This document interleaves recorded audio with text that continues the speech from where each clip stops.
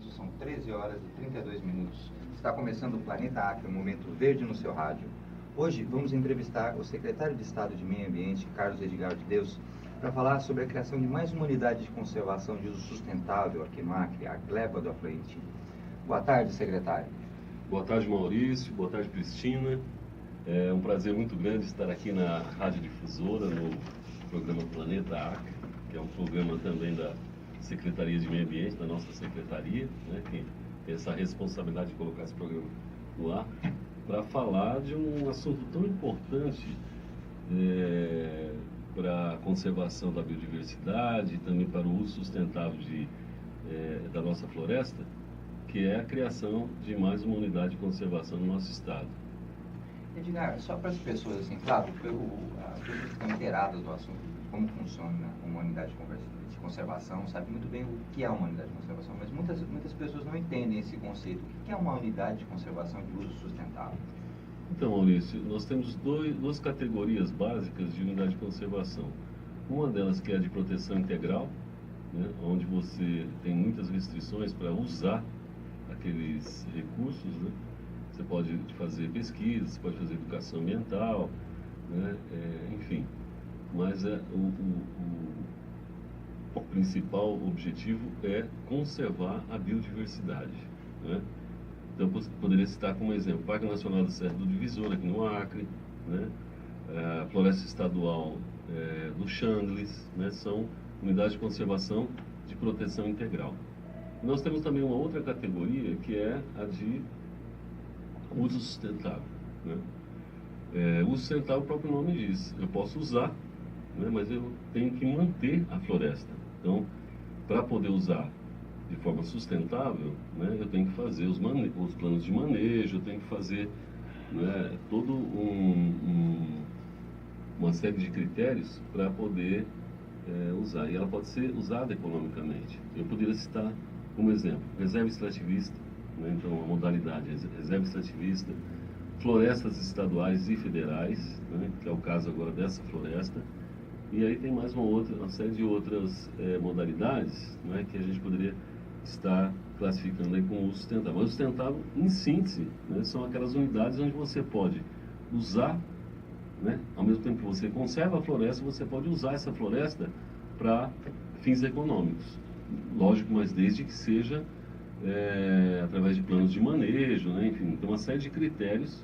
O importante é que você mantenha a floresta. Certo. Edgar, você citou que a gente já tem algumas unidades de conservação, né, criadas no estado. Por que o governo tomou a iniciativa de criar mais uma unidade, no caso a Gleba do Afluente? Então, se a gente somar hoje o número de unidades de conservação, independente da categoria, nós temos em torno de 33%, né, de áreas no estado que são unidades de conservação. E se a gente somar com as terras indígenas, nós temos hoje em torno de 47%, né, do território do Acre, né, que a gente chama de áreas naturais protegidas, né?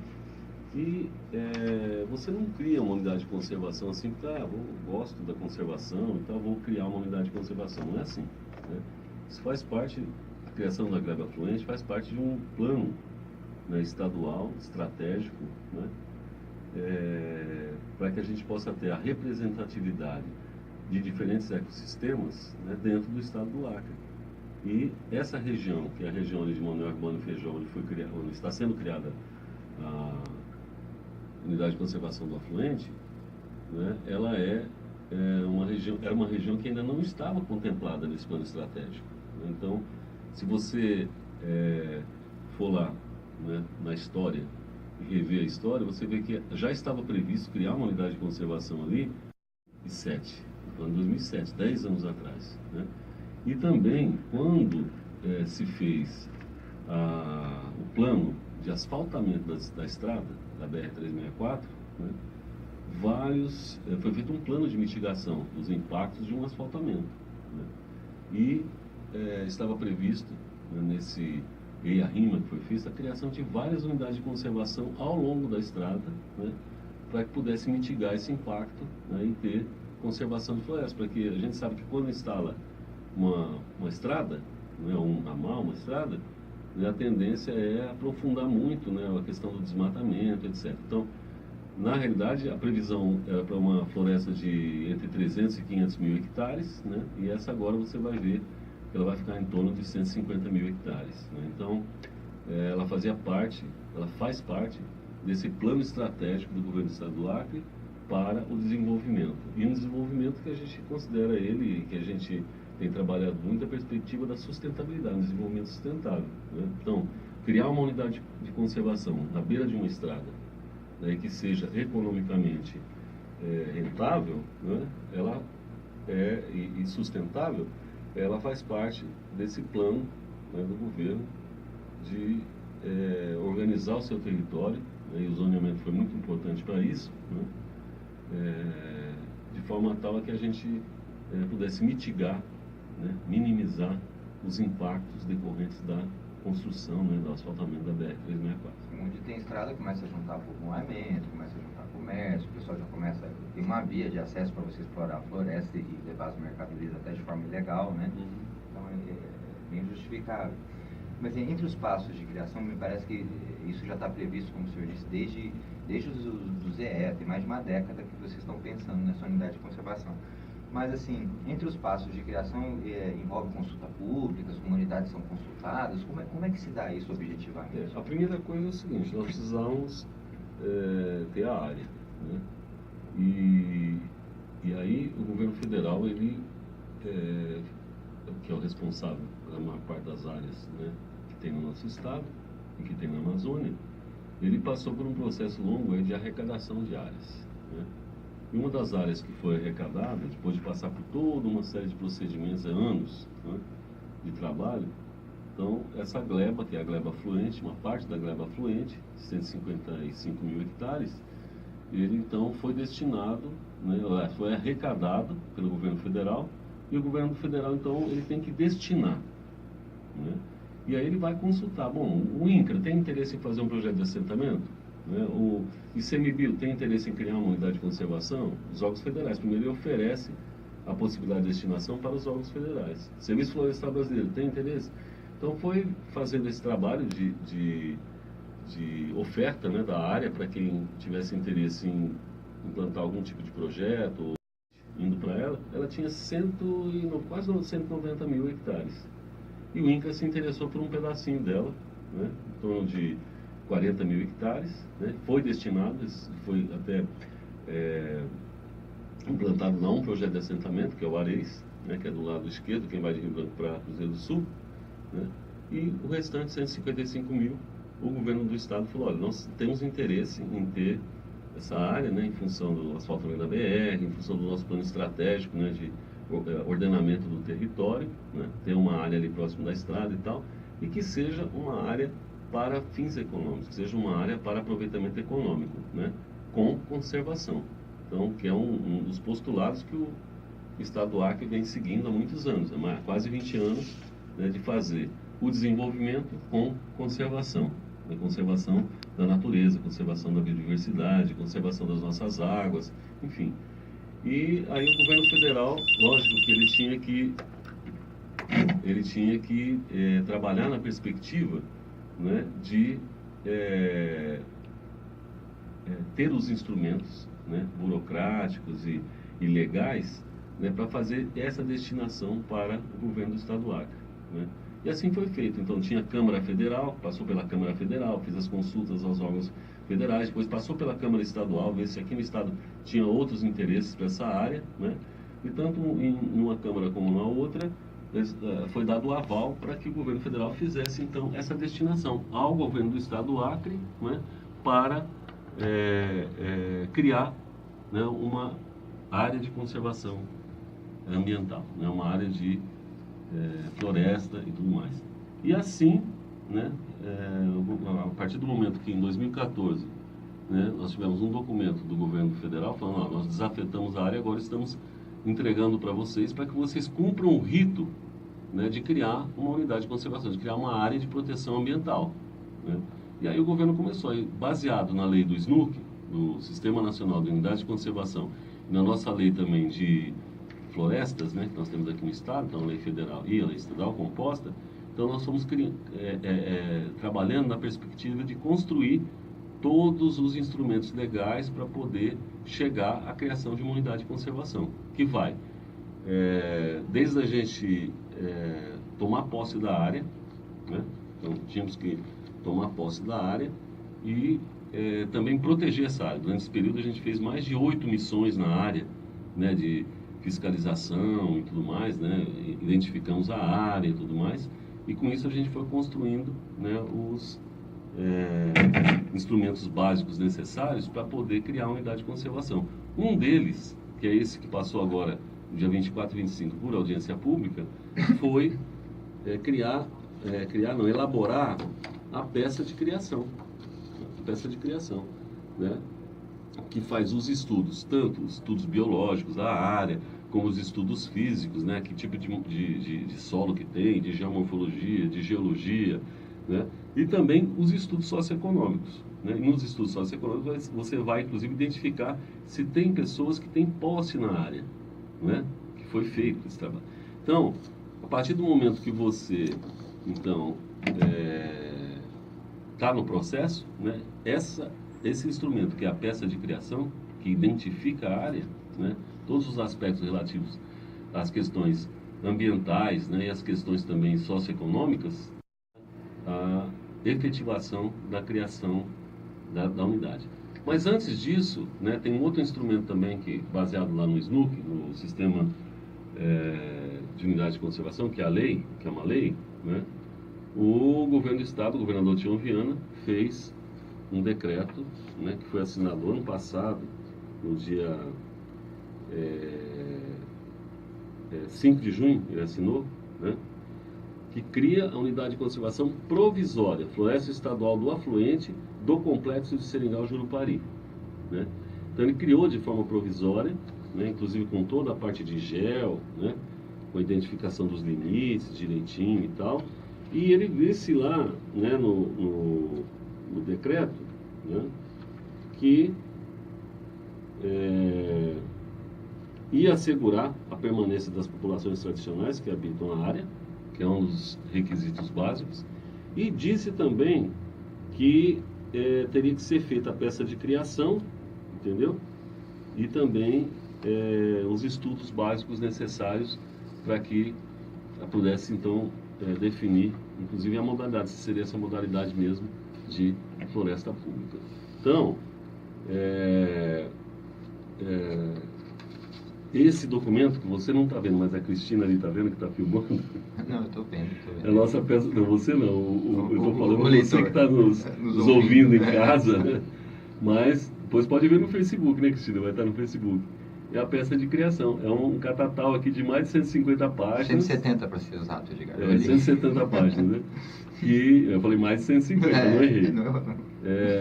Que tem todas as informações, né, básicas necessárias para justificar, inclusive, a criação da unidade de conservação. Então, esses ritos foram cumpridos. Aí a gente tinha que cumprir um último rito, que seria o quê? Seria a audiência pública. Então, nós tínhamos que apresentar isso para a sociedade, entendeu? E a sociedade dar o seu aval, né? Validar, né, esses estudos e tirar suas dúvidas, né? E de forma tal que a gente pudesse, então, ir para o momento final, né, que é o quê? É a criação definitiva, né? E lembrando sempre o seguinte, que essa área é uma área que está sob o domínio da União. Quem cuida disso lá no governo federal é o Serviço de Patrimônio da União, o famoso SPU, né? Em composição com terra legal e tal, mas quem é o dono mesmo é o governo federal, e quem faz a guarda disso é o SPU, Serviço de Patrimônio da União. Então, o rito final vai ser o quê? O Serviço de Patrimônio da União fazer uma cessão de direito real de uso ao governo do estado, para que ele, depois de cumprir todos esses ritos, ele possa efetivar, né, a criação da unidade de conservação do afluente, do complexo lá do Jurupari. Eu gostaria de destacar aqui, você poderia até ter a pergunta, né, e eu acho que você talvez faça essa pergunta, porque ela é eminentemente importante, né, Bom, mas e aí? E a população que estava morando lá? Exatamente. Você vai fazer essa... O que você quer saber sobre isso? Não, eu quero saber como é que fica a situação dessas famílias que já moram nessas áreas e se essa área é aberta para outras famílias entrarem ou não. Ou no caso, eu acredito que não, né? Pelo que eu estou acostumado a ver, uma unidade de conservação, a família que está lá continua lá e não entra mais ninguém de fora. Mas como é que fica a situação dessas famílias? O que elas podem fazer e o que elas não podem fazer a partir de agora? Então, Maurício, essa é uma pergunta muito importante, né? Eu tinha certeza que você ia perguntar sobre isso. E aí a gente fez várias pré-audiências. Nós fomos várias vezes lá conversar, né, com a conservação. Virou uma especulação muito grande naquela região, né? E chegou lá em Manoel Urbano, por exemplo, né, que ela fica entre Manoel Urbano e Feijó, nos dois municípios.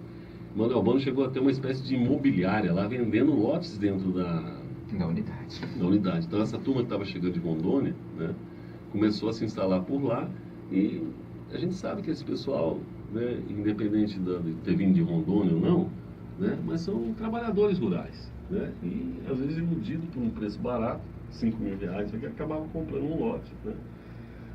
E teve um momento que a gente teve que entrar muito duro, né? Entramos com o nosso serviço de inteligência, chamamos também o governo federal para nos ajudar, né? Que é o dono, efetivamente dono da área, né? Originário, que é o SPU, e através do Comitê de Governança Fundiária que nós temos hoje no Estado, que é coordenado pelo Interacre, né? Então juntou Interacre, Serviço de Proteção da União, Terra Legal, enfim, essas entidades, SEMA, né? Que são as entidades que têm, as organizações que têm uma responsabilidade com essa questão fundiária também, né? E se estabeleceu que nós não íamos, isso eu falei em várias audiências que eu fui, nós não íamos cometer nenhuma injustiça, né? Nós íamos reconhecer todos aqueles, né, que tivessem posse humana pacífica, né, na área, e isso foi feito. Então, esse trabalho conjunto, tem que agradecer muito aqui, esse trabalho que o Serviço de Patrimônio da União, SPU Regional Acre, na Terra Legal, o próprio Interacre, né? O Interacre agora já está na fase de colocar a pedra, que eles falam, entendeu? De fazer a delimitação de cada um dos lotes que foi destinado para essas populações que estavam lá, né? E assim foi garantido o direito de todos. Na audiência pública que nós fizemos, então, você tem uma ideia, mais de 100, entendeu? Famílias que foram contempladas, né? E que vão se estabelecer naquela área e que vão ser os principais beneficiários, né, da implantação dessa unidade, a hora que ela estiver funcionando, estiver fazendo manejo madeireiro, manejo não madeireiro. Lá tem muito açaí, tem muita borracha, né, muito látex para ser tirado. Então, essa população que está sendo instalada lá, né, ela vai ter, lógico, o seu modo de vida e as suas atividades lá da agricultura familiar, que são pequenos produtores rurais, né? Mas eu gostaria de destacar aqui que eles vão ser os principais apoiadores, né, e beneficiários das políticas públicas que o governo vem desenvolvendo, tanto dentro, né, como fora da unidade, né, porque eles vão ficar fora da unidade, né, mas vão ser os principais parceiros dessa unidade, vão ser os principais, que eu poderia chamar de guardiões, né, os principais guardiões dessa unidade de conservação que está sendo criada. Ou seja, entre as atividades eles podem fazer o extrativismo sustentável, madeireiro e não madeireiro também, né, da região, né? Então, o madeireiro geralmente é uma coisa mais estruturada, mais especial, mas essa população vai poder se beneficiar dos lucros, né, ou do recurso, né, que for oferido a partir da comercialização dessa madeira através de um plano de manejo, né? Não só madeira, mas outros produtos, né? Açaí, açaí, castanha. eles vão poder acessar, né? Açaí, na castanha não tem lá, mas tem açaí, tem borracha, né? Hoje, por exemplo, já tem uma demanda muito grande daquela fábrica de Sena Madureira, né, que está beneficiando a borracha, né, mandando para as grandes indústrias aí do Centro-Sul, e com certeza essa turma vai se envolver nessa possibilidade de estar oferindo renda, né, a partir de um produto extrativista, né, de um produto não madeireiro, no caso aí, né. Quem quiser e puder ter seu açudezinho, pode, né? A coisa funciona mais ou menos assim dentro da unidade sustentável. Mas me parece que até gado, num certo limite, é possível. 0,1, né? 0,1 aí. 155 mil hectares. Né? provavelmente em torno de 10 mil hectares, e nesses estudos estão sendo finalizados. 10 mil hectares vai ficar para o quê? Para assentar, né, essa população, que é uma população residente da área, né, e para garantir os direitos de posse dessas famílias. Então, todo mundo está sendo contemplado, né, e lógico, a pergunta que você fez, pode entrar mais? Não, não pode entrar mais gente. Né? Então, quem estava lá vai ser reconhecido o direito de posse, né, vai se regularizar do ponto de vista fundiário, vão receber lá, né, o documento de cessão de direito real de uso, né, e com isso, né, eles são reconhecidos naquela área, né, e vão ter os benefícios todos das políticas públicas, né, principalmente produção, que é o objeto principal da vida deles ali, né. Edgar, a gente infelizmente está chegando no final do programa, a gente tem 6 minutos, né, até finalizar, diria 4 de entrevista, né? Mas, para finalizar mesmo, a gente também, acredito que todos esses estudos, eles custam dinheiro, né? É preciso parceiros financiadores, né? Parece que quem está ajudando aqui, como viabilizador financeiro, é o Banco Interamericano, né? Ele ajudou muito nisso, né? Tem outros parceiros também? Isso faz parte do Programa, né, de Desenvolvimento Sustentável do Acre, 2, né, fase 2, do Banco Interamericano de Desenvolvimento. Então, os recursos que a gente teve, que não foram muitos, foram pequenos recursos, mas foram muito importantes, né, para poder criar a unidade de conservação. Então, financiar a peça de criação, né, e também está sendo construído lá uma base física, que vai ser a sede da unidade de conservação. Toda unidade de conservação tem uma sede para abrigar os pesquisadores, fazer os cursos, né, para a comunidade que está ali próxima e tudo mais, né? E também são recursos do BID PDSA. E eu confesso para você que fazia tempo que eu não ia lá, uns 3 meses que eu não ia lá acompanhar a construção, tive agora no período da audiência, que foi 24, 25, né? Eu fiquei encantado com a construção lá, a construção de alvenaria na beira da estrada. E eu até brinquei com o pessoal, falei, eu acho que eu vou vir morar aqui, isso aqui está muito legal. Dá vontade mesmo. Uma área, uma base física, assim, muito bem estruturada, né? O governo do estado, assim, capricha nessas coisas, né? Então, todo mundo que for para lá, seja da comunidade, seja os técnicos, né, vão estar muito bem abrigados, né? E vão poder fazer seus trabalhos lá, fazer seus cursos, enfim. Vai ser uma base física ali entre Feijó e Manuel Urbano muito especial. Bom, é possível o senhor responder uma última pergunta em 1 minuto? Quais seriam os passos ainda que faltam para consagrar definitivamente essa área? Está pronto, entregue para a população? Então, no próximo mês se resolve todas essas questões ainda remanescentes fundiárias, né, aqueles que ainda têm direito, que não foram assentados. E, a partir daí, cria-se também, né, o decreto definitivo, né, o governador deve assinar um decreto definitivo, e isso vai ser encaminhado para o Serviço de Proteção da União, né, para que ele possa, então, fazer o documento final de cessão de direito real de uso, tanto para a unidade como também para os beneficiários, né, esses mais de 100 famílias, né, que vão receber os títulos, né?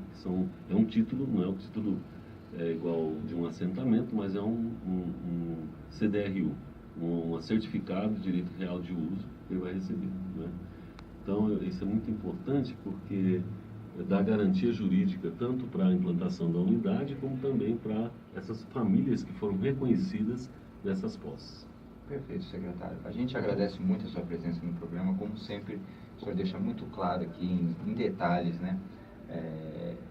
Tudo o que é relativo a esses programas, né, que são fundamentais para o desenvolvimento sustentável no Estado. Há alguma outra coisa? Eu gostaria, para finalizar, de agradecer aqueles todos que tiveram, além dos comunitários que estiveram presentes na audiência pública, tanto Feijó como no Urbano, mas os prefeitos estiveram presentes dos 2 municípios, vários vereadores, o Serviço de Patrimônio da União, Terra Legal, o Ministério Público Estadual esteve lá, né, o promotor lá de Manuel Urbano, o IMAC, o Interacre, que foi um parceirão que está agora fazendo a delimitação dos lotes, o Instituto de Mudanças Climáticas, o Batalhão de Policiamento Ambiental, e os sindicatos rurais, tanto de Manoel Urbano, né, a presidenta esteve lá, né, que é a Marta, e o José, né, José Roberto, lá de Feijó, também esteve presente. Né? Teve presente também o WWF, ICMBio, INCRA, né? E lembrando que a coordenação de todo esse trabalho é da Secretaria Estadual de Meio Ambiente. Sem mais. Isso. Perfeito, Gilberto. Bom, o programa Planeta Acre é feito para você que se preocupa com a qualidade de vida no nosso estado, na Amazônia e no planeta. Nosso boa tarde especial vai para todos os aniversariantes do mês. Planeta Acre, um momento verde no seu rádio. O programa está chegando ao seu final. Fique ligado no Planeta Acre todas as sextas-feiras, das 13h30 às 14 horas. Espero que tenham gostado, pois o programa é feito com muito carinho para todos vocês. Aguardamos seu telefonema e suas sugestões. Melhor, aguardamos o seu e-mail e suas sugestões. Apresentação, Maurício Galvão. Produção musical, William de Arruda. Direção em mídia e fotografia, Cristina Lacerda. Sonoplastia, Márcio Roberto. Jornalista responsável, MJ. Direção executiva de programação e produção, Alexandre Nunes. Este programa é uma realização da Fundação Aldeia de Comunicação.